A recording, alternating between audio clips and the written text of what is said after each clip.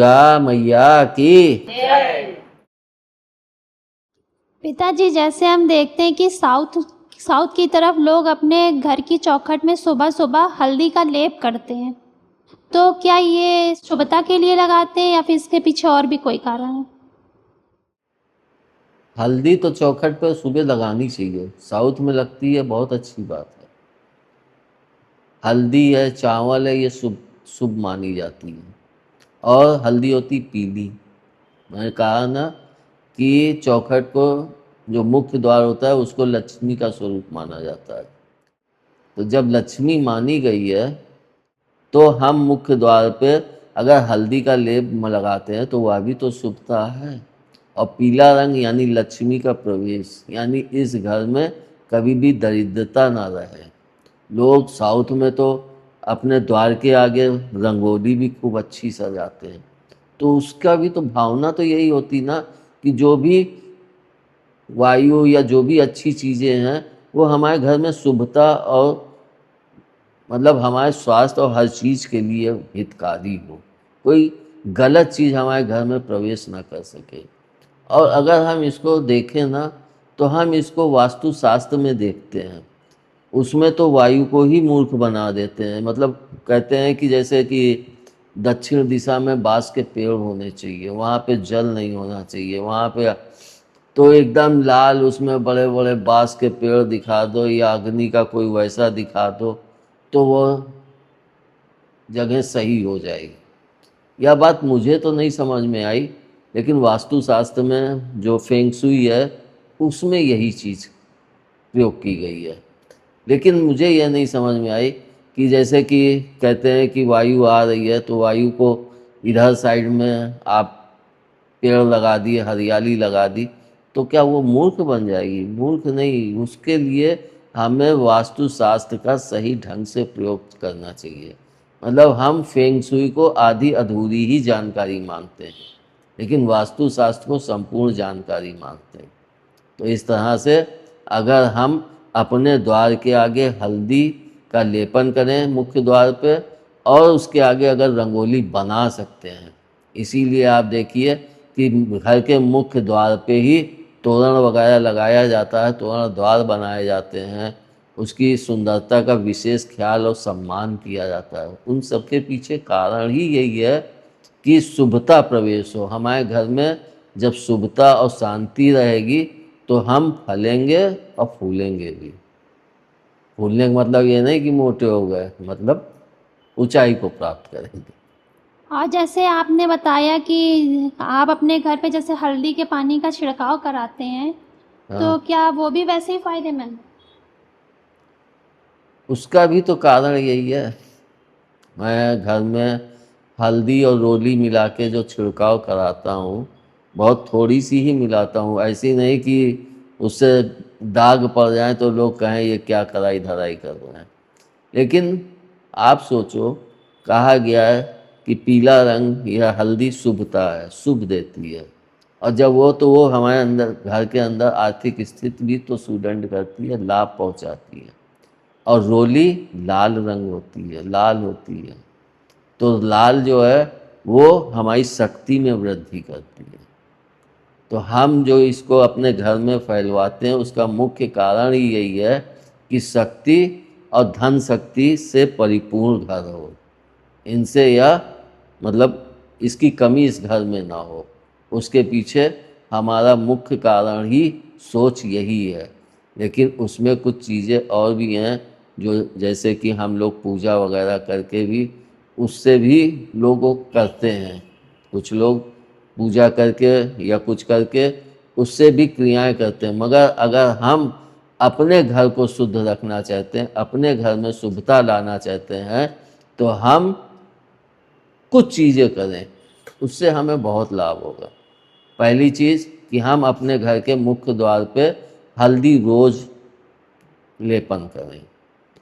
और रोज़ हम घर में किसी जल में, थोड़े से जल में, जैसा घर हो, तो उसमें थोड़ी सी हल्दी और थोड़ी सी रोली मिला के, और किसी कुसा या कोई ऐसे छिड़केंगे तो बहुत सी एक ही जगह पड़ेगा। लेकिन अगर कोई उससे ले छिड़केंगे, घास का वो बांध लिए या कोई तो उससे आप छिड़कते हुए चले जाइए। तो उससे आपके घर में जो भी निगेटिविटी है, और अगर निगेटिविटी है तो उसमें हल्का सा नमक भी मिला लीजिए। तो हम जब उस जल को छिड़केंगे तो हमको तीनों चीज़ में ही लाभ मिलेगा। इस कारण से मैं जल छिड़कवाता हूँ। और यह आप जब दोनों ही क्रियाएं करेंगे तो आपके घर में अवश्य लाभ होगा। लेकिन इन दोनों क्रियाओं के साथ साथ देहरी का सम्मान जरूर कीजिएगा। जब सम्मान करेंगे तब आपका जो घमंड है वो तिरोहित होगा, तो इसमें और तीव्र गति से वृद्धि होती है। और पिताजी, मेरा प्रश्न है कि लकड़ी जैसे बोलते हैं कि निर्जीव है, और जो लोहा है वो सजीव है, उसमें अर्थिंग मिलती है, चालक है। हाँ। तो क्या इसका मतलब कोई कारण है दहलीज में चौखट ना लगाने से? हाँ, इसका सबसे बड़ा कारण है, लकड़ी जो होती है जब पेड़ से कट जाती है तो सूखने के बाद वो निर्जीव हो जाती है, क्योंकि उसमें जल का अंश नहीं रहता। तो जब जल का अंश नहीं रहता है तो उसको जब हम द्वार पे लगाते हैं तो सबसे बड़ी चीज़ कि जैसे उसमें अर्थिंग है ही नहीं, तो कोई भी बुरी चीज़ जो अर्थिंग से चल रही है वह चीज़ हमारे उस मुख्य द्वार से अंदर प्रवेश नहीं कर पाएगी, ये भी रोकती है। और सबसे बड़ी चीज़ है कि जैसे आजकल, पहले के समय में तो बिजली थी नहीं, आजकल अगर लोहे का दरवाज़ा मुख्य द्वार पे है और वो भी चौखट भी आपकी लोहे की है, तो आप समझिए अगर ज़रा सा करंट फैल गया तो वो पूरा दरवाजे में फैल जाएगा। लेकिन लकड़ी का दरवाज़ा लगा हो तो व्यक्ति का बचाव होता है। इस कारण भी लोग लकड़ी का दरवाज़ा मुख्य द्वार पे लगवाते हैं। लेकिन हाँ, लोहे के चौखट से ज़्यादा लाभकारी लकड़ी की चौखट है, और निर्जीव होने के कारण वह किसी भी गलत प्रयोग में लाभ नहीं पहुंचा सकती। और अगर हम इसका साइंटिफिक रीज़न देखें तो लोहे की जो चौखट होती है तो उससे जो है एक घर्षण, व्यक्ति के आने जाने से घर्षण होता है, तो एक फील्ड तैयार हो जाती है। तो जब वो फील्ड तैयार हो जाती है तो आप जब प्रवेश करेंगे या जाएंगे तो वो आपकी ऊर्जा में हानि पहुंचाएगी, आपकी ऊर्जा को सोखेगी जिस हिसाब से वहाँ का फील्ड तैयार हुआ है। तो उस मुख्य कारण भी हमको वह हानि ही पहुंचाएगी। लेकिन अगर लकड़ी की चौखट है तो उसमें कोई भी फील्ड नहीं तैयार होती, क्योंकि वह चालक नहीं है, वह निर्जीव है।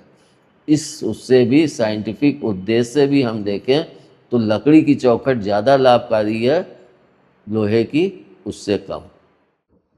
यदि चौखट की पूजा ना करें तो क्या इससे कोई दोष लगेगा, या फिर केवल शुभ संकल्प लेना ही माना गया है इसका उद्देश्य? अच्छा, एक प्रश्न मैं आप ही से पूछता हूँ, आप बताओ कि घर में आपके यहाँ आपके बाबा हैं, ना तो वे कमाते हैं, ना वे सिर्फ घर में हैं, घर में जो भी बड़े बच्चों को जो भी है उनके साथ खेले थोड़ा सा, तो वो भी तो एक मुख्य घर के आधार स्तंभ ही माने जाते हैं कि नहीं माने जाते हैं? तो अगर हम उनको मान देंगे तो उनका मान बढ़ेगा, नहीं देंगे तो वो बैठे हैं। जैसे कहा गया है ना, जब मन हो चंगा तो कठौती में गंगा। तो इसका कहने की ये थोड़ी ना है कि मन चंगा है तो कठौती में गंगा आ गई। मतलब ये है कि जब हमारा मन चंगा है तो इसमें सात्विक और शुद्ध भाव भरने लगते हैं। तो उसी तरह से अगर हम देखें तो हम मुख्य द्वार को पूजे या ना पूजे, सम्मान दे या ना दे, उससे हमारी सोच पर प्रभाव पड़ता है, मुख्य द्वार पर प्रभाव नहीं पड़ता है। तो जब हमारी सोच ही वही होगी तो हम फिर किसी को सम्मान भी नहीं देंगे, और जब सम्मान नहीं देंगे तो हमें कहीं से सम्मान प्राप्त भी नहीं होगा।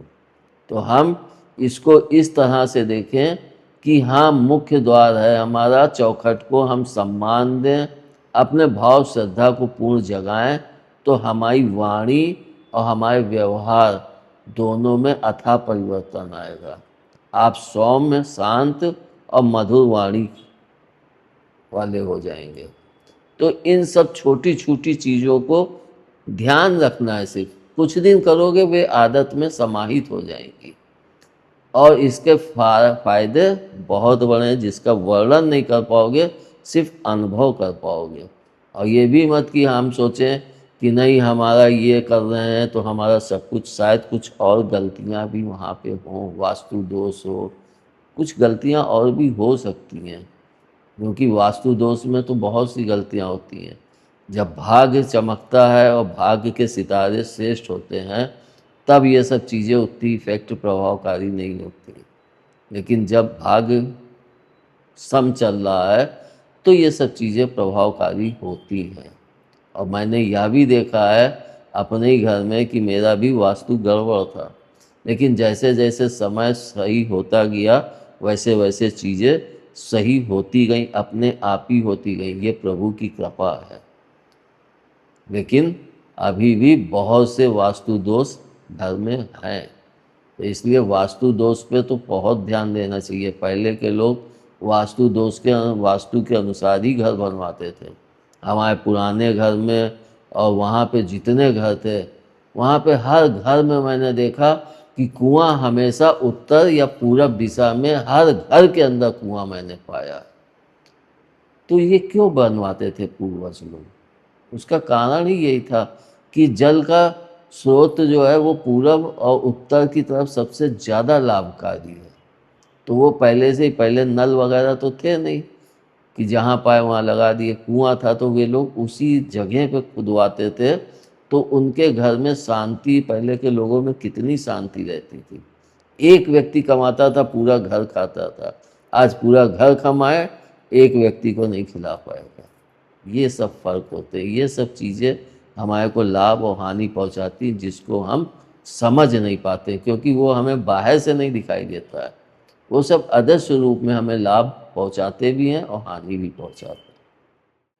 और इसमें आप सोच भी सकते हैं, जो मैंने अभी वीडियो में बताया है, तो उसमें संत से आखिरी में जब सेठ जी ने पूछा कि आपने ऐसा क्या किया जो इन सब में बदलाव आ गया, तो संत ने उनसे कहा, मैंने चौखट नहीं बदली, मैंने सिर्फ इनका मन बदल दिया, जिसके कारण आपको यह प्रभाव दृष्टिगत हो रहा है।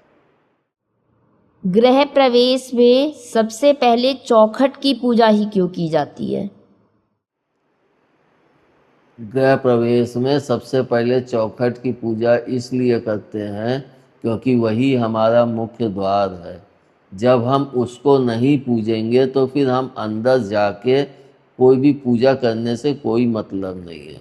जब हमारे मुख्य द्वार पे तोरण वगैरह नहीं बंधा है तो वह दिखता ही नहीं है कि हम लोग शुभता अंदर प्रवेश करवा रहे हैं, शुभता बुलवा रहे हैं। तो तोरण द्वार पे इसीलिए कहते हैं आम के पत्ते हों या अशोक के पत्ते जो शुभ माने गए, ये बांधे जाते हैं और फिर उसको उस तरह से सजाते हैं। आप कोई भी गृह प्रवेश में देखिए तो वहाँ पे तोरण द्वार बनाएंगे और फिर आप अंदर वहाँ गेट पे हल्दी और वो सब चीज़ें करके फिर व्यक्ति, पंडित जी वहाँ पहले मुख्य द्वार की पूजा कराएंगे, तब वे अंदर जाके और गृह पूजा करेंगे। मतलब गृह प्रवेश सबसे पहले मुख्य द्वार की पूजा होगी, तभी आप अंदर जाके पूजा कर सकते हैं। तो यह सबसे पहले है, जहाँ प्रवेश कर रहे हो सबसे पहले, तो अगर उसी को नहीं पूजोगे, अंदर जाके पूज के फिर आके पूजोगे, तो ये तो उल्टी गंगा बहाना हो गया ना। पिताजी, जैसे मतलब आपने कहा कि चौखट में 4 वो होते हैं, मतलब लकड़ी के पट्टे टाइप के। तो जैसे पुराने समय में हम लोग देखते चौखट होती थी, तो जब घर की स्त्रियां झाड़ू लगाती थी तो हर कमरे का कूड़ा हर जगह पे उठाती थी, और उसके कारण शायद भोजनालय में या घर के मंदिर वगैरह में कोई धूल या मतलब बाल आल या निगेटिव चीज़ें नहीं जाती थी। तो क्या मतलब ये उचित है कि हमें हर कमरे का मतलब कूड़ा उसी स्थान पे ही उठाना चाहिए? क्योंकि आजकल मतलब घरों में एक तरफ से लगाना चालू किए और आखिरी में लगाते लगाते आखिरी में जाके उठाए और फिर। तो इसमें भी तो चौखट अपनी भूमिका अदा कर रहा है ना बेटा। जी। क्या अदा कर रहा है? इसको तुम ऐसे देखो, अगर कमरे के जो द्वार है उस पर चौखट लगी है तो नीचे से उठी हो, जी। तो जब उठी होगी तो तुम कमरे में देखते ही होगे सभी लोग झाड़ू लगाते हैं, कोई एक कोना ऐसा होगा जो घर के बाल और गर्दा सब उस कोने में ले जाके हवा इकट्ठी कर देती है। हर जगह होता है कि जैसे पंखा चल रहा है तो अब जिस तरफ उसकी हवा ले जाती वहाँ पे जाके वो सब चीज़ें इकट्ठा कर देती है। मैंने भी अपने कमरे में देखा कि एक कोने में बाल वगैरह सब इकट्ठे हो जाते हैं, तो बाल वगैरह सब जो टूट के गिरते हैं ये भी तो सब निगेटिविटी ही है, ये सब धूल गर्दा सब निगेटिव फैला रहे हैं। अब अगर हम उसको झाड़ू मारते हैं कमरे में तो हम चौखट से यूँ उछाल के तो नहीं कूड़ा बाहर ले जाएंगे, तो हमको हर कमरे का कूड़ा वहीं के वहीं उठाना होगा। तो इससे हमारे जो बाल वगैरह हैं वो दूसरे कमरों में जा भी नहीं पाएंगे, तो हर कमरा अपने आप को शुद्ध तभी रख सकता है जब वहाँ रहने वाला व्यक्ति उस कमरे की नियमित रूप से साफ सफाई करे। और वो सोचे कि पंखे से उड़ के बाहर चली जाएगी तो उसमें भी चौखट बहुत बड़ी रुकावट करता है। इसीलिए कहते हैं कि वो निगेटिविटी को रोकता है। इसको इस तरह से भी समझ सकते। पिताजी, क्या बाथरूम की भी दहलीज ऊंची होनी चाहिए? बेटा बाथरूम की दहलीज ऊंची तो होनी चाहिए, उसके पीछे भी सबसे बड़ा कारण है